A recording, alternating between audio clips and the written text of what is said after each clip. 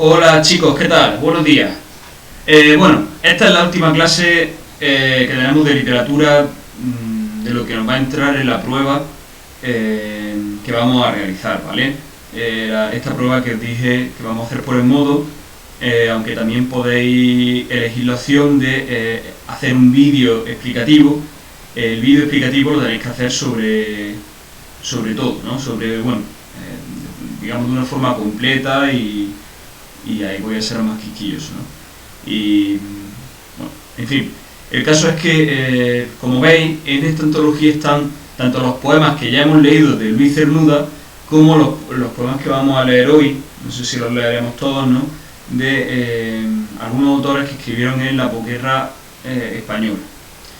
Claro, es que posguerra y exilio, en realidad, con estas dos etiquetas, nos estamos refiriendo a los mismos años de la literatura española. La gran diferencia, o a lo que quiero hacer referencia con posguerra, lo que vamos a ver hoy, es qué es lo que ocurre en España. Es decir, ya hablamos de María Zambrano, de Cernuda, Juan Ramón Jiménez o de León Felipe, de qué es lo que pasa con muchos de los intelectuales, poetas, ¿no?, creadores que tienen que abandonar España, y hoy vamos a hablar sobre qué es lo que ocurre aquí, ¿no?, qué es lo que ocurre en España, ¿vale? Hoy os voy a recomendar tres películas, ¿vale? Tres películas que nos completan, en cierta manera, una imagen sobre la posguerra española. La primera película que os quiero recomendar es Los girasoles ciegos, ¿vale? Los girasoles ciegos en realidad es un libro de hecho que ha estado durante mucho tiempo en selectividad. Una película de José Luis Cuerda, que es un cineasta fallecido recientemente, el cineasta el director de Amanece, que no es poco. Y los girasoles ciegos en realidad, el libro, la novela, son varias historias sobre la guerra y la posguerra española. Sin embargo, en la película solo se nos retrata una, ¿no? ¿Qué es lo que ocurre en la posguerra española? Bueno, pues para empezar, justo al acabar la guerra hay una represión brutal de los vencidos, ¿no?, de los republicanos, comunistas, anarquistas en general, de todos los que se habían opuesto al golpe de Estado, ¿no?, al levantamiento de las tropas de Franco, van a ser represaliados. Cárcel o fusilamiento. De hecho, el problema es que hay mucha gente que desaparece sin ningún juicio, ¿no?, que es uno de los problemas que hay a día de hoy, ¿no?, que lo habréis escuchado sobre la ley de memoria histórica, porque hay muchas personas que están desaparecidos, enterrados en cunetas, y de los que no se sabe absolutamente nada, ¿no? Es una de los sucesos que más problemas a largo plazo nos han generado de la historia de España, de la historia reciente española. Entonces, uno de los elementos históricos que suceden es ese, ¿no?, la represión del régimen franquista, que empuja a alguna gente a esconderse, ¿no?, a esconderse. Entonces, tenemos principalmente, hay dos historias muy interesantes. La primera es la de los maquis, ¿vale? Los maquis son, bueno, republicanos que se esconden en la sierra, en los montes, ¿vale? Por ejemplo, en Granada, en Sierra Nevada, hay maquis, donde se esconden y aguantan durante bastante tiempo, siempre con la esperanza de que el régimen de Franco no puede durar para siempre. De hecho, una vez que empieza la Segunda Guerra Mundial, se da por hecho que, como Franco había recibido el apoyo y había colaborado, de hecho también colabora en la Segunda Guerra Mundial, no militarmente, pero bueno, militarmente manda una división al frente solamente de voluntarios, pero sobre todo colabora buscando, ¿no?, persiguiendo y deportando a ciertas personas hacia los campos de concentración nazi, como está demostrado. Pero bueno, se pensaba que al terminar la guerra y vencer los aliados, las tropas aliadas iban a entrar también a España e iban a deponer a Franco. Por lo tanto, hay mucha gente que resiste, escondida, en los montes, echada al monte, ¿no? Pues viviendo de cualquier manera, en muy malas condiciones, con armas, esperando a que la guerra termine y poder volver. Sin embargo, esto no se va a producir y poco a poco esta gente van a ser vencidos. En Granada, por ejemplo, tenemos el caso, ¿no? O la leyenda de unos hermanos que son los hermanos Quero. De hecho, los que Lagartija Nick y Juan Pinilla les tienen una canción bastante interesante, que os la voy a compartir también en la asignación, ¿vale? Os voy a dejar el enlace de la canción. Los girasoles ciegos, ¿qué tienen que ver con eso? Los girasoles ciegos y otra película que esta quizá os interese más porque está en Netflix y es bastante fácil de ver. De hecho, es que está, digamos, producida en parte también por Netflix, que es La trinchera infinita, ¿no? Con Antonio de la Torre y con Belén Cuesta. ¿Qué pasa con La trinchera infinita? O sea, o con los girasoles ciegos, con este caso en concreto de los girasoles ciegos. Nos hablan de otro caso que se dio en la posguerra española, que fueron los topos, ¿vale? Los topos eran unas personas que se quedaban escondidas en sus casas, hacían dobles paredes, hacían falsas habitaciones muy pequeñas, y hubo gente que aguantó 30 años escondida en un pequeñísimo cuarto en su casa, hasta que en el año 65, 66 creo que se le amnistió. En los años 60 el régimen de Franco publica una ley en la que se amnistía a todos los crímenes, o sea, que se amnistían todos los crímenes de guerra, es decir, todos los crímenes que se han cometido durante la guerra civil quedan en suspenso, y por lo tanto todas las condenas. Por lo tanto, hay muchos de estos topos que pueden salir de nuevo a hacer vida común. ¿Vale? Estas son historias interesantes, ¿no? de lo que pasa con los vencidos dentro de España, que evidentemente tienen una situación. Si los exiliados ya hablamos que tenían una situación, pues, una cuestión terrible, estar siempre fuera de tu tierra. Imaginar lo que significa estar dentro de tu tierra pero escondido, o bien en la sierra, o bien escondido en una pequeñísima habitación como un armario empotrado de tu casa durante 30 años sin poder salir a la calle y haciendo creer a todo el mundo que estás muerto, ¿no? Que has desaparecido.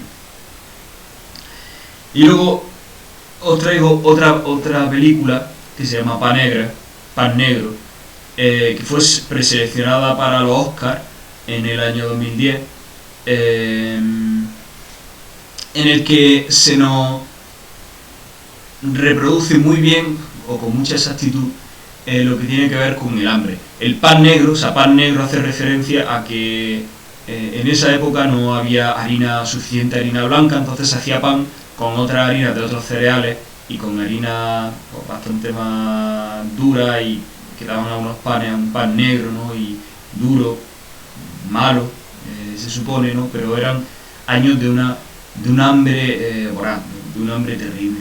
Ya vimos con Miguel Hernández, con las nanas de la cebolla, lo que iba a suponer un poco ese hambre que obligaba a su mujer, ¿no? a comer cebolla, que hacía que la leche saliera con sabor a cebolla y que su hijo se amamantara con sangre de cebolla, lo que decía el poeta, ¿no?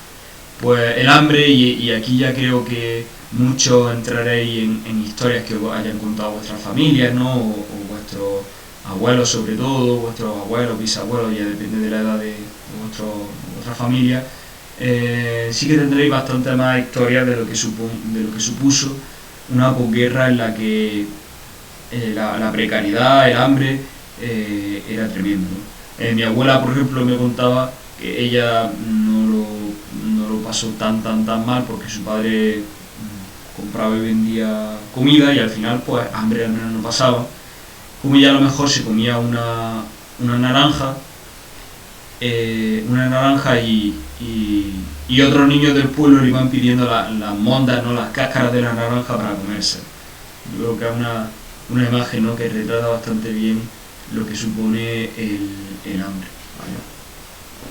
¿Qué pasa ya saliendo un poco de estas tres películas que os recomiendo ahora que tenéis tiempo? Esta está en Netflix, así que es bastante más fácil de ver, las otras son más complicadas de encontrar a lo mejor, pero bueno, interesante, ¿no? Vale, vamos a la literatura. ¿Qué pasa dentro de la literatura? Pues, como sabéis, muchos de los poetas son represaliados, algunos son represaliados, como Federico García Lorca, como Miguel Hernández. Otros muchos tienen que salir al exilio, pero hay muchos poetas que se quedan aquí. En unos casos porque abiertamente están a favor del régimen de Franco, y en otros casos porque, por ejemplo, el caso de Vicente Aleixandre, porque no pueden salir. Sin embargo, nosotros vamos a ver, y luego también hay otros poetas que por generación directamente que nacen dentro del régimen de Franco, es decir, que no eran, o sea, empiezan a publicar en este periodo, ¿no? Como vamos a ver, hay algunos escritores, igual que vimos en la generación del 98 con Unamuno, que, digamos, no ven con malos ojos el golpe de Estado, incluso lo apoyan activamente, pero después de la experiencia tan traumática de la guerra civil, digamos que su tono de todo, ¿no?, o su poesía es de todo menos victoriosa, ¿no? Digamos que los únicos vencedores, o sea, hay algunos que se alegran de la victoria, pero son los menos y no son mucho menos los más importantes o los que tienen más talento, pero digamos que dentro del mundo de la literatura no hay apenas poesía, ¿no?, de la victoria. Incluso los que han apoyado el golpe de Estado pues sienten en gran medida que ha sido una derrota, ¿no?, que ha sido una derrota. Entonces quiero empezar con un poema, con autobiografía, que a mí me interesaría leerlo en este sentido, ¿no?, en el sentido de los errores que se cometen en la vida, ¿no?, de los errores que se cometen vitales. Para muchos un error ha sido la guerra, no solo por parte, no me estoy refiriendo a un error personal de apoyar a este bando, porque al fin y al cabo muchos de ellos no sabían exactamente qué es lo que estaba pasando, no leyeron bien que este golpe de Estado ya no era un golpe de Estado como los que se me han producido anteriormente, sino que estaba abonado por el fascismo, ¿no?, y lo que hablamos en la clase de la guerra civil, y con otra ideología también. Era una situación, digamos, bastante complicada, ¿no? Pero sí que es verdad que este poema, ¿no?, este tono de la equivocación o del resentimiento, de los errores que ha cometido uno en la vida, sí que nos lleva al tono de la poesía de la posguerra, ¿no? Porque desde luego el tono de la poesía de la posguerra, o sea, y aquí ya se acaban, digamos, los retoricismos muy estirados. Vamos a ir a una poesía mucho más confesional, a una poesía mucho más directa, a una poesía, digamos, que se quita muchas de los ropajes formales, ¿no?, de los recursos retóricos, y se vuelve una poesía mucho más entendible, mucho más fácil, mucho más en el tono de una confesión, ¿no?, o de una conversación, por así decirlo. El primero que vamos a ver es a un granadino, Luis Rosales. La noche que fusilaron a García Lorca, lo intentaron, lo sacaron de la casa de los Rosales, porque los Rosales, digamos que eran una familia de Granada, conservadora, ¿no?, y entonces intentaron proteger a Federico García Lorca, lo intentaron ocultar en su casa pensando que allí estaría más seguro, pero finalmente no fue suficiente. Este poema, además, si alguien conoce Granada bien, al lado de la plaza de Isabel la Católica hay una plaza pequeñita, ¿no? Digamos que conforme va llegando a Plaza Isabel la Católica desde el ayuntamiento a la derecha, hay una placita pequeña donde hay una pequeña fuente. Pues esa plaza es la plaza del poeta Luis Rosales, y allí en un azulejo está este poema. Autobiografía, como sabéis, es la escritura de la propia vida, ¿no? Él nos va a contar su propia vida.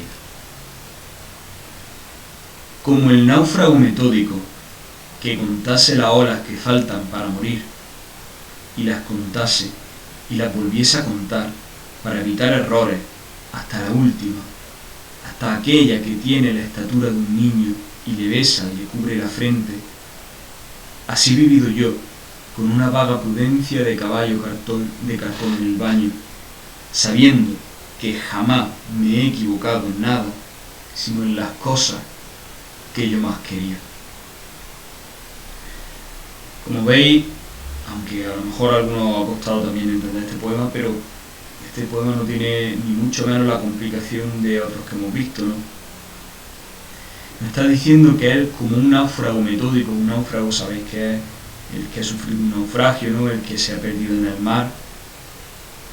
O sea, que ya empieza con el tono de alguien que se ha perdido, ¿no? Que ha sufrido un accidente, un suceso traumático.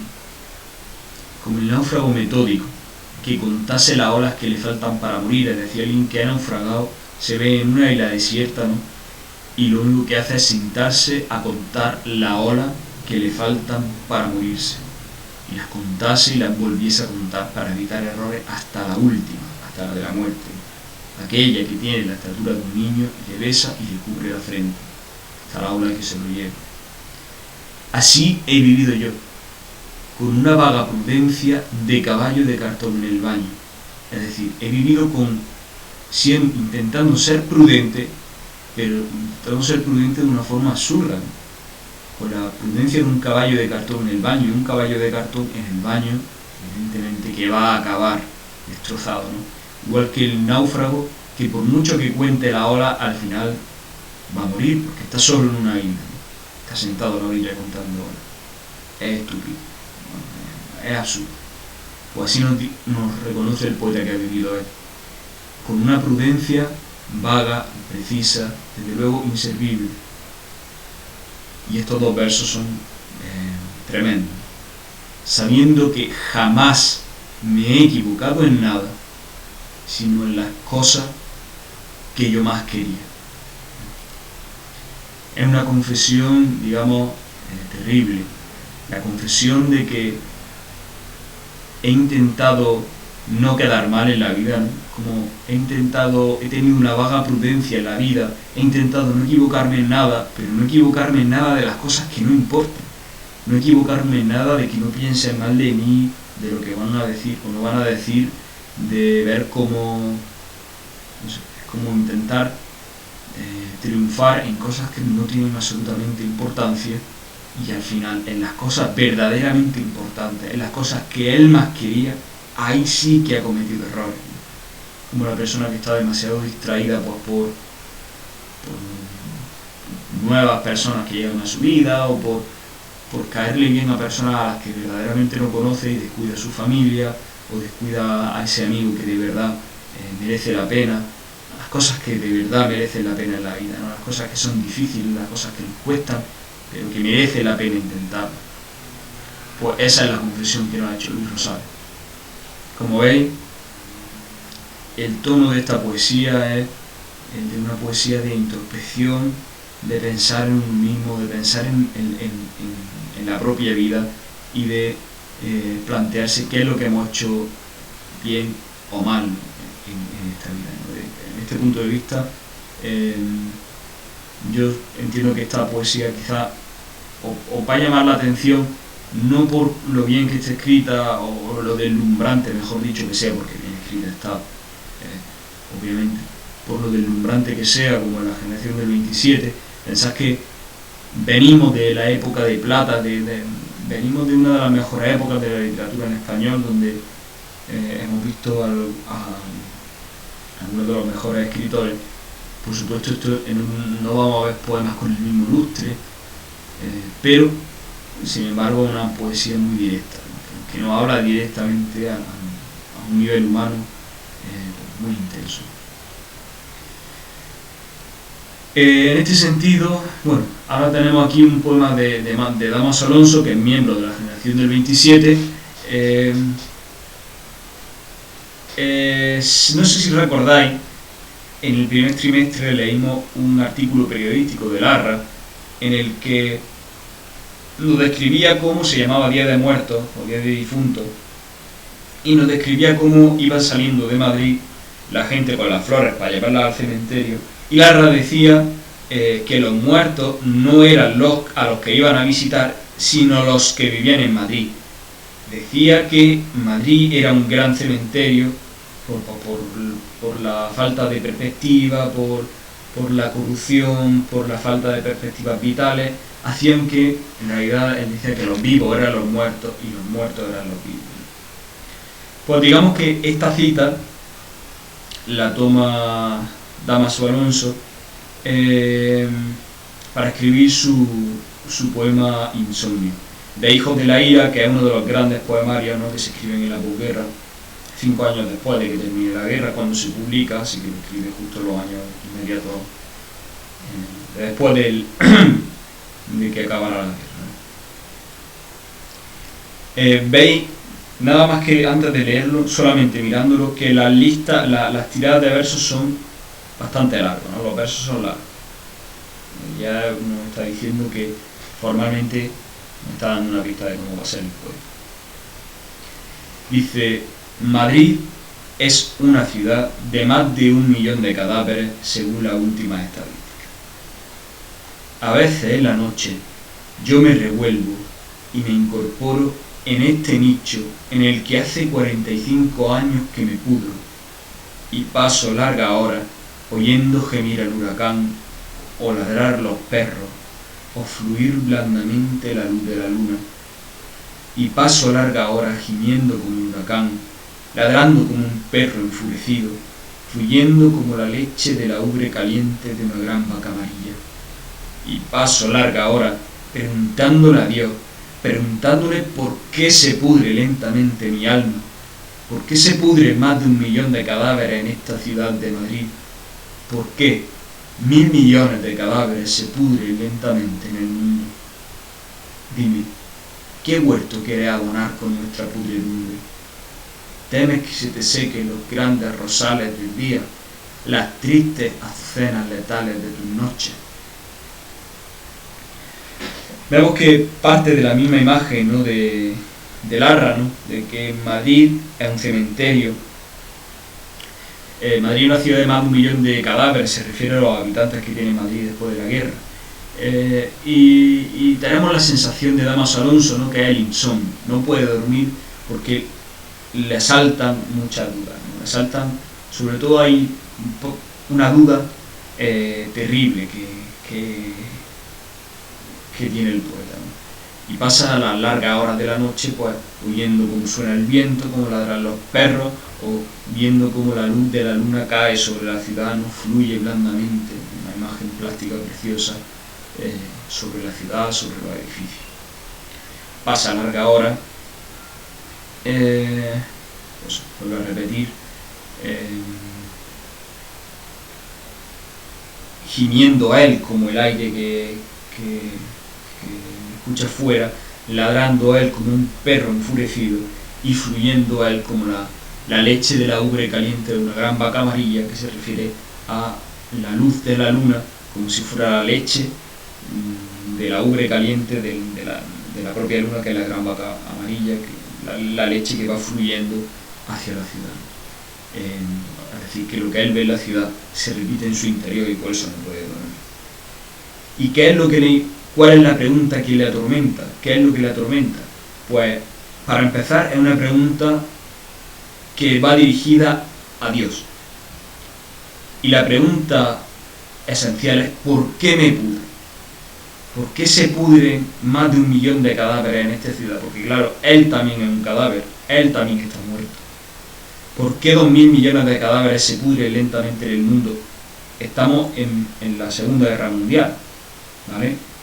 Es decir, ¿por qué el mundo entero se está pudriendo?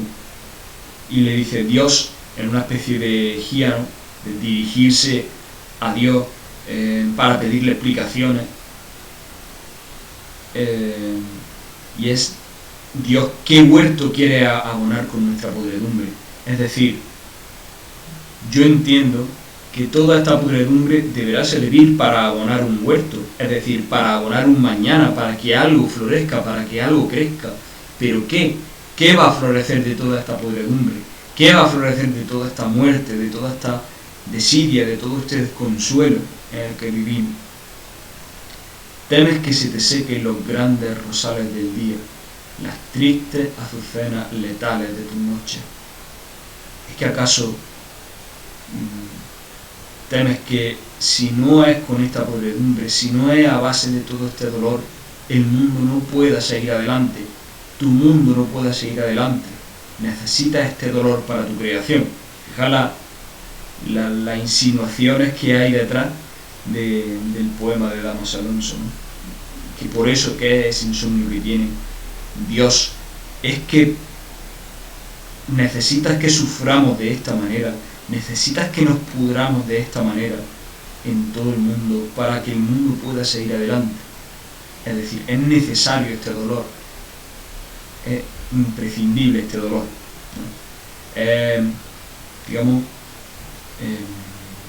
interesantísimo, ¿no? y también bastante duro, pues las implicaciones que están detrás de este poema de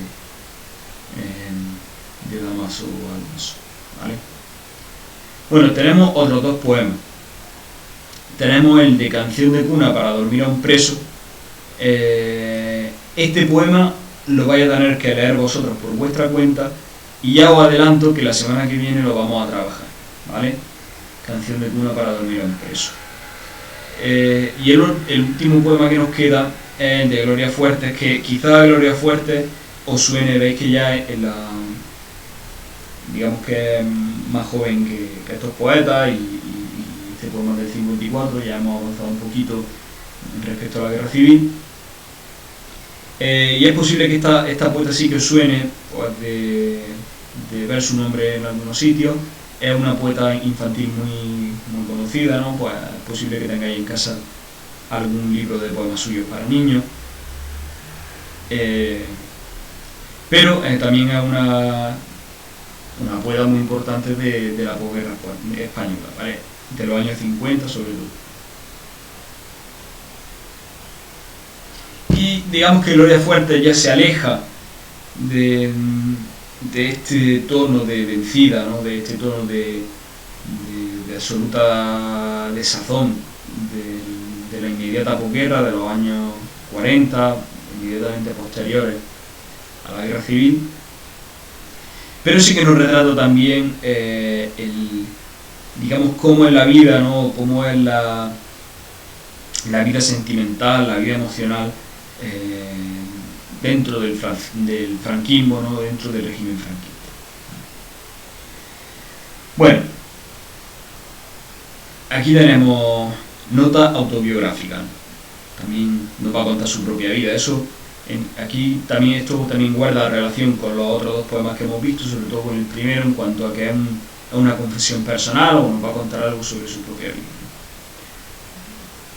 Gloria Fuertes nació en Madrid a los 2 días de edad, ¿no? Pues fue muy laborioso el parto de mi madre, que si se descuida muere por vivir. Veis que aquí aparece pues una nota humorística también, ¿no? Es muy común en Gloria Fuertes, ¿no? Mezclar lo puramente trágico, lo profundamente trágico, con unas notas de ironía o de humor muy interesante. Es decir, que su madre tardó tanto, o sea, le costó tanto parirla, que es que nació a los 2 días de edad, cuando nació ya tenía 2 días. A los 3 años ya sabía leer, y a los 6 ya sabía mis labores. Yo era buena y delgada, alta y algo enferma. A los 9 años me pilló un carro, y a los 14 me pilló la guerra. A los 15 se murió mi madre. Se fue cuando más falta me hacía. Aprendí a regatear en las tiendas y a ir a los pueblos por zanahoria. Por entonces empecé con los amores, no digo nombres. Gracias a eso pude sobrellevar mi juventud de barrio. Quise ir a la guerra para pararla, pero me detuvieron a mitad del camino. Luego me salí a una oficina donde trabajo como si fuera tonta, pero Dios y el botones saben que no lo soy. Escribo por las noches y voy al campo mucho. Todos los míos han muerto hace años y estoy más sola que yo mismo. He publicado versos en todos los calendarios. Escribo en un periódico de niños y quiero comprarme a plazo una flor natural como las que le dan a Peman algunas veces. La verdad es que me gustaría despedirme simplemente con este poema. Os voy a hacer una pequeñísima aclaración. Peman, para que lo entendáis, es un poeta del régimen, de hecho es el que escribe la letra del himno de España de Franco, José María Peman, y es un poquito un dardo, ¿no?, que lanza un poeta oficial del régimen. Creo que este poema lo entendáis perfectamente bien y habla por sí mismo. Así que pues, con este poema termino, ¿no?, lo que es esta clase de la posguerra española, la que hemos visto un poco pues, este tono íntimo, confesional, amargo, triste, ¿no?, que es el que predomina en la poesía de la posguerra. Y nada más. Bueno, un saludo, espero que os haya gustado la clase y nos veremos próximamente digitalmente, por supuesto. Un saludo.